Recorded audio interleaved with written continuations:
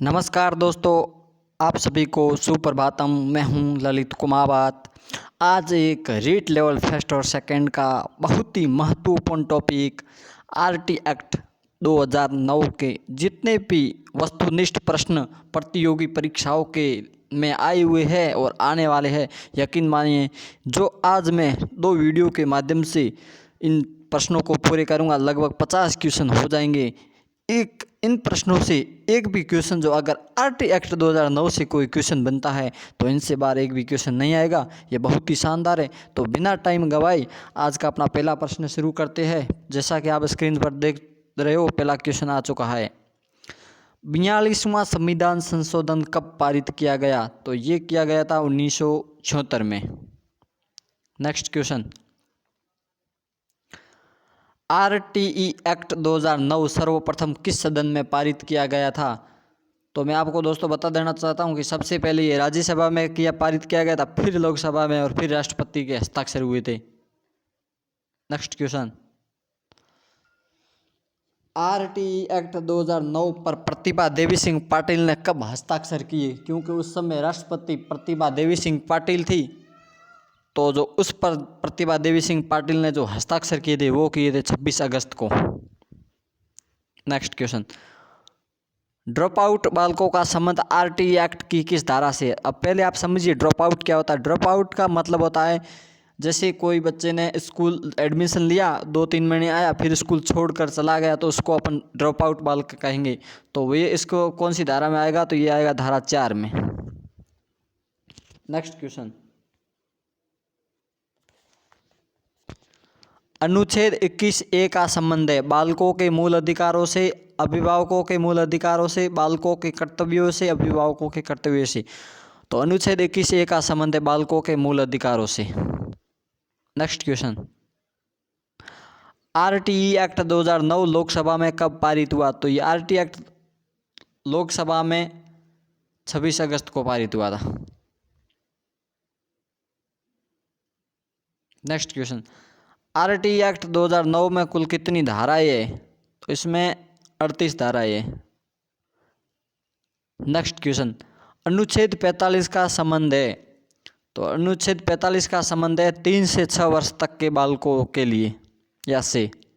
Next, RTE act 2009 परिचय, विस्तार व प्रवर तथा महत्वपूर्ण शब्दावली का संबंध किस धारा से है? तो ये धारा 1 से 3 लगाकर इसमें शब्दावली, परिचय वगैरह है। नेक्स्ट क्वेश्चन, आरटीई एक्ट 2009 के अनुसार कक्षा 1 से 5 तक का विद्यालय कितने किलोमीटर के दायरे में होगा? तो दोस्तों मैं आपको बता देना चाहता हूं कि जो 1 से 5 तक है वो तो होगा 1 किलोमीटर के दायरे में, और अगर बात करें 6 से 8 तो वो होगा 2 किलोमीटर के दायरे में। नेक्स्ट, आरटीई एक्ट के अनुसार कक्षा 1 से 5 तक के विद्यालय की स्थापना के लिए कम से कम कितने बच्चे होने चाहिए? बहुत ही महत्वपूर्ण प्रश्न है। कम से कम 20 बच्चे होने चाहिए। और फिर बात मैं करूं कक्षा 6 से 8 की, तो उसमें 30 बच्चे होने चाहिए कम से कम। समग्र शिक्षा अभियान के अंतर्गत केंद्र राज्य का वित्तीय प्रभार किस अनुपात में है? तो ये वित्तीय प्रभार केंद्र और राज्य का 60 और 40 में है। धारा रिक्त स्थान के अनुसार प्रत्येक निजी विद्यालय अपने कुल छात्राओं के प्रतिशत दुर्बल वर्ग तथा वंचित वर्ग के बालकों को पढ़ाएगा। तो ये मैं आपको बता देना चाहूँगा, धारा 12 के अनुसार प्रत्येक निजी विद्यालय अपने कुल छात्राओं के 25% दुर्बल वर्ग तथा वंचित वर्ग के बालकों को पढ़ाएगा। नेक्स्ट, अनुवीक्षण प्रक्रिया पर रोक आरटीई एक्ट 2009 की किस धारा से संबंधित है? तो ये है 13। नेक्स्ट क्वेश्चन, धारा रिक्त स्थान के अनुसार किसी भी सरकारी विद्यालय में प्रवेश की अंतिम तिथि सितंबर होगी। तो इसका संबंध है धारा 15 से, और अंतिम तिथि होगी 30 सितंबर। Next question,